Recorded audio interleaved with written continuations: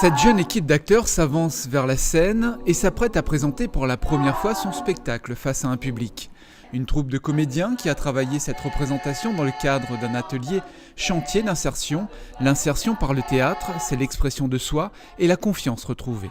Cette capacité à s'extérioriser, à retrouver confiance en soi, c'est très important, à travailler en équipe, à retrouver vraiment confiance en soi, c'est primordial. Des scènes de la vie quotidienne sont jouées avec, comme fil conducteur, les violences conjugales au quotidien et les différentes formes d'addiction. C'est une thématique qui s'est imposée. Tout vient d'eux, nous avions envie de questionner cette difficulté qu'on a à être en relation avec les autres. Et toutes les formes de violence que ça peut prendre. C'est la relation, par exemple, au sein du couple, dans le travail, face à soi-même, face à la rupture sentimentale. C'est des relations, quelquefois, c'est des choses violentes. Et puis, des phénomènes d'addiction. Moi, j'arrête de fumer. C'est une scène sur l'addiction à la cigarette.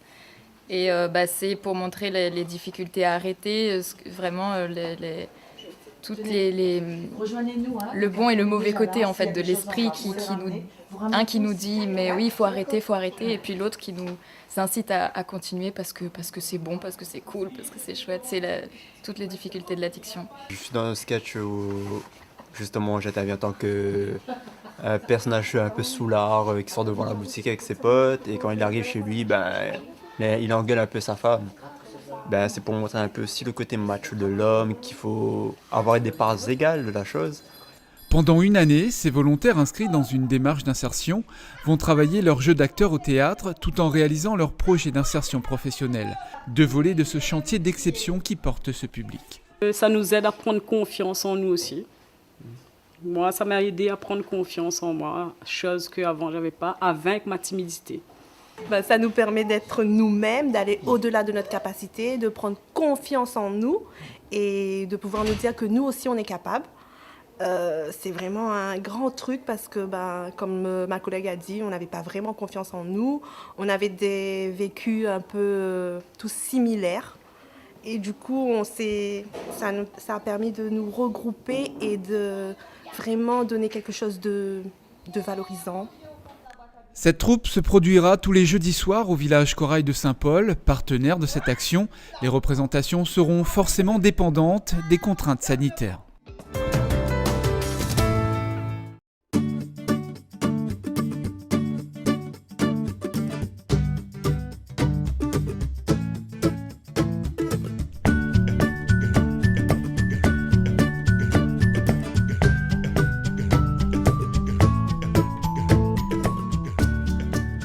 Il est un jardin à l'intérieur duquel on cultive les souvenirs, la tradition des plantes médicinales. Un patrimoine que François Thibert, tisaneur, préserve. Sur son terrain, il pousse des plantes endémiques, indigènes et exotiques comme l'aloès amère. Attention, la souche de l'aloès doit avoir au moins 4 ans pour développer ses propriétés médicinales. Tous les 900 mètres d'altitude, l'aloès il pousse un peu dans les hauts comme dans les bas. Là, nous voit un joli pied de Zampocore fleuri, donc hypocor bon pour être utilisé. Il utilise la ligue quand il finit fleuri.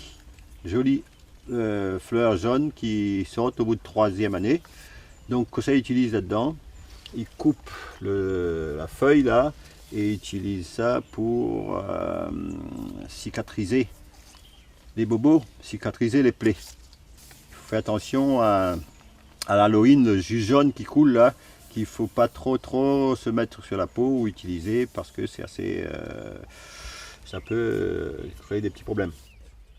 Il utilise aussi pour les brûlures, pour faire la cuisine ou bien on a brûlé, on a un pied d'aloès sous la main ou peut couper ali, laisse couler ça et prendre, éplucher, voilà. Et puis passer dessus comme ça. Là, on a coupé 2-3 jours, on a coupé une petite coupure, de rien du tout, mais l'aloès a bien aidé à moins pour cicatriser ça.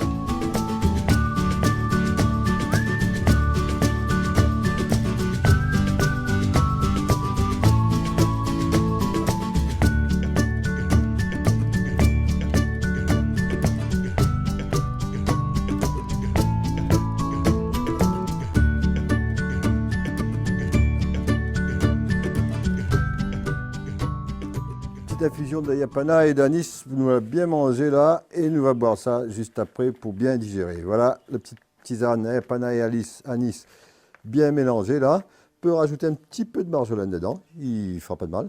Voilà, nous l'avons à 5-6 personnes là. Voilà la dose pour 5-6 personnes. Nous allons mettre ça dans un petit récipient là pour verser là-dessus de l'eau que la bouillie. De l'eau chaude.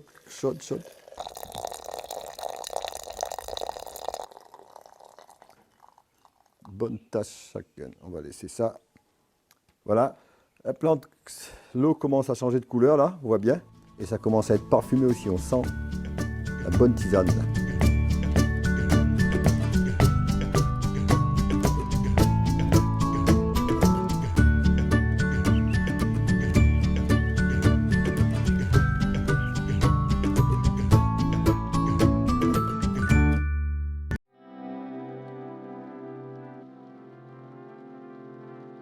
Nous pouvons être fiers des grands chantiers que nous menons en faveur de la transition écologique et solidaire. Aujourd'hui, nous, département, voulons aller encore plus loin. Nous adoptons un grand plan de transition écologique et solidaire qui nous permettra de faire notre part dans cet immense défi.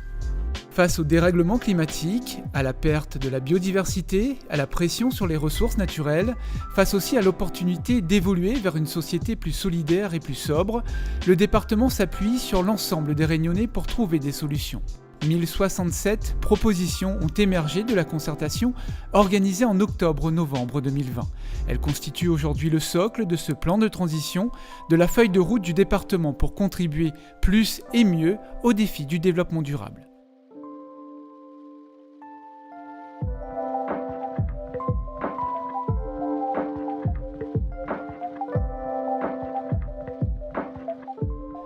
C'est l'ensemble de l'administration qui transforme ces pratiques pour que les préoccupations environnementales soient pleinement intégrées à notre fonctionnement.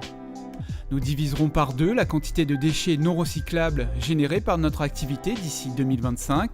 Nous expérimenterons au sein des directions volontaires plusieurs actions de réduction des déchets non recyclables. Grâce au partage d'expériences et en s'adaptant à chaque situation spécifique, nous généraliserons les actions les plus pertinentes. Les élus et les agents n'ont pas attendu la mise en place d'un plan de mobilité pour laisser leur auto à la maison. Ça fait 5 ans que je prends le bus pour venir travailler. Donc ça fait des économies déjà. On n'a pas d'essence à dépenser, on n'a pas de voiture à faire des révisions. Là-dessus, c'est super, on n'a rien à dire. Aujourd'hui, entraînons l'ensemble des agents et élus dans une mobilité plus durable, en se déplaçant moins et mieux. En 2023, nous souhaitons que 500 personnes du département aient évolué vers un transport moins polluant grâce, par exemple, à une plateforme de covoiturage.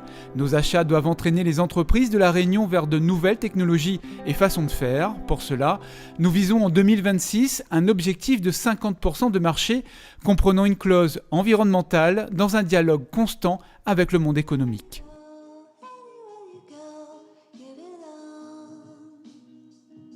La nature et les paysages de nos cirques et remparts sont au cœur de notre identité.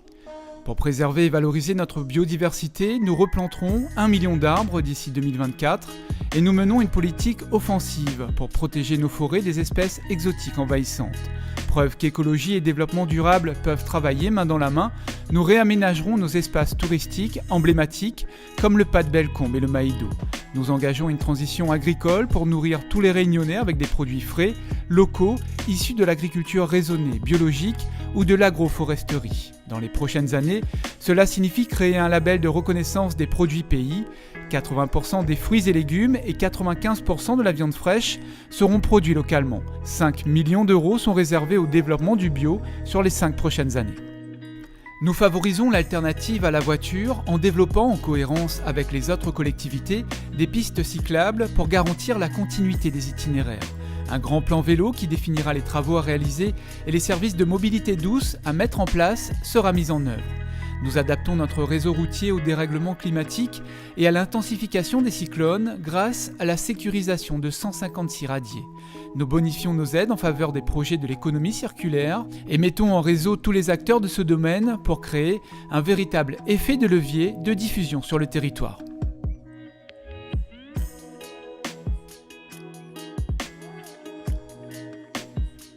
La transition écologique doit être solidaire. Elle nous associe tous pour que chacun puisse y contribuer, mais également qu'elle profite à chaque Réunionnais, Réunionnaise. Faire des économies en faisant de l'écologie, c'est possible, et nous le montrerons en proposant à nos publics des ateliers de confection de produits ménagers, de redécouverte des pratiques longtemps, de cuisine pour limiter le gaspillage.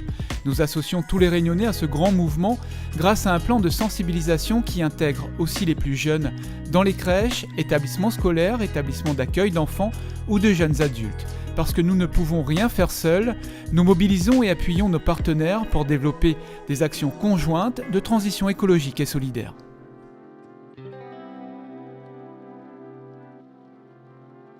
La réussite du plan de transition écologique et solidaire repose sur notre capacité à organiser une gouvernance moderne et transparente.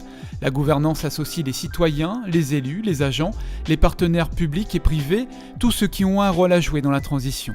La gouvernance s'appuie sur des indicateurs régulièrement mis à jour et communiqués dans un espace dédié. La transition écologique et solidaire est un sujet complexe et ces outils nous permettront d'adapter notre stratégie pour répondre au mieux aux attentes du territoire.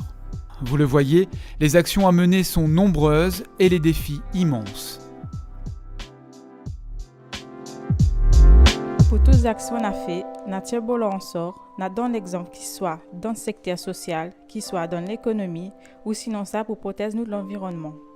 Nous va faire en sorte de bonnes plantiers et vivre bien. Ils plantent tout ça que nous avons besoin de manger local avec bonne plantation au pays, bon pour notre santé, bon pour notre porte-monnaie aussi. Nous tirons pour soutien toute façon de faire, autrement sans gaspillage, troc, goniflage, partage d'auto. Nous mettons ensemble pour soutien notre nouveau filière recyclage. Ici même, dans tout service département, nous formons à nous, nous fait loterie, nous recyclé. Nous allons prêter la main à toute bonne intercommunalité pour trouver une bonne solution pour protéger les bons animaux. Nous donne faveur, nous donne la main à toutes les actions plantation pied de bois local, nous sauve nos bons animaux endémiques. Nous va regrouper toute bande de monde acteurs dans l'économie, dans le social, autour de notre mouvement, la transition écologique et solidaire. Comme ça, nous, toutes les gagnants, la population, bonnes travailleurs. Nous va informer de monde, explique à autres que ça est urgent, les grave pour notre planète, pour que ça le climat y réchauffe. C'est pour ça que nous va faciliter toute bonne aide pour faire accélérer le changement. Nous va réduire notre quantité d'émissions carbone si notre département. Nous va développer tout transport en commun, déplacement vélo, à pied, ça qui appelle déplacement doux.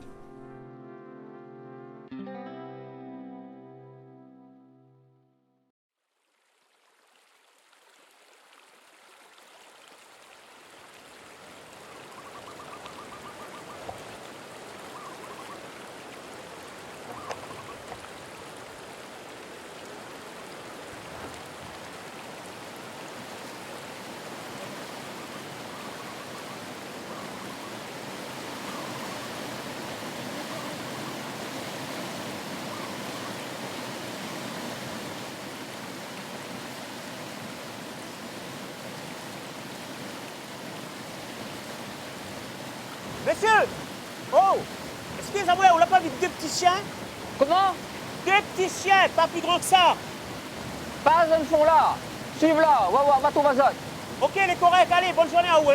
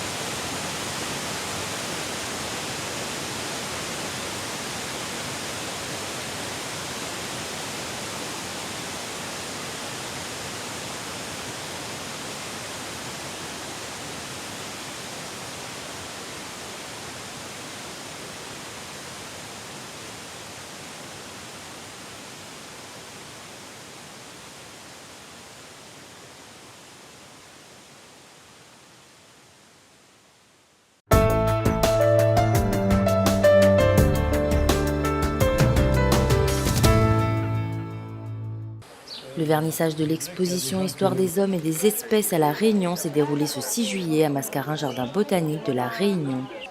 Chef de file de la préservation de la biodiversité, le département a soutenu ce projet porté par l'AVE2M, l'association pour la valorisation de l'entre-deux-mondes. On voulait à travers cette exposition effectivement rappeler ce qu'était La Réunion il y a 300 ans en arrière, ce qu'est La Réunion aujourd'hui et surtout passer un message d'alerte pour l'ensemble des acteurs du département et notamment la population, pour dire effectivement il y a eu beaucoup de mal qui a été causé, mais aujourd'hui on a encore de la chance d'avoir encore des reliques de notre végétation d'origine. On a encore des espèces indigènes et endémiques précieuses qui n'existent qu'à La Réunion, qu'il faut absolument sauvegarder. Donc le message qu'on passe aujourd'hui, c'est qu'on se mobilise tous, et notamment la population, qu'on tire tous dans le même sens pour réussir effectivement à combattre ces espèces invasives et à sauvegarder nos espèces les précieuses qui nous restent, aussi bien pour nous que pour les nouvelles générations qui vont arriver. Le département nous a demandé une relecture critique en fait, et puis d'apporter aussi des éléments quand il y en avait, d'apporter de l'iconographie, donc que les informations qui soient dans cette exposition soient à la fois vulgarisées mais soient justes, qu'on ne véhicule pas des choses fausses, qu'elles soient le plus précises possible pour apporter une réelle plus-value à cette exposition. Le coût de ce projet de grande envergure financé par les fonds européens FEADER s'élève à près de 280 000 €, dont 75 000 € cofinancés par la collectivité départementale. Alors le département travaille déjà depuis plusieurs années avec l'AVE2M, qui est notre opérateur historique sur la partie valorisation et préservation de nos espaces. Ils nous ont proposé donc en 2019 une exposition à but pédagogique sur l'histoire de l'homme et des espèces. Et nous avons tout de suite dit oui, parce qu'il s'agit exactement du type d'action qui nous permet de sensibiliser au mieux tout type de public et en priorité les jeunes. Une exposition itinérante qui sera présentée dans une vingtaine de sites ainsi que plusieurs établissements scolaires.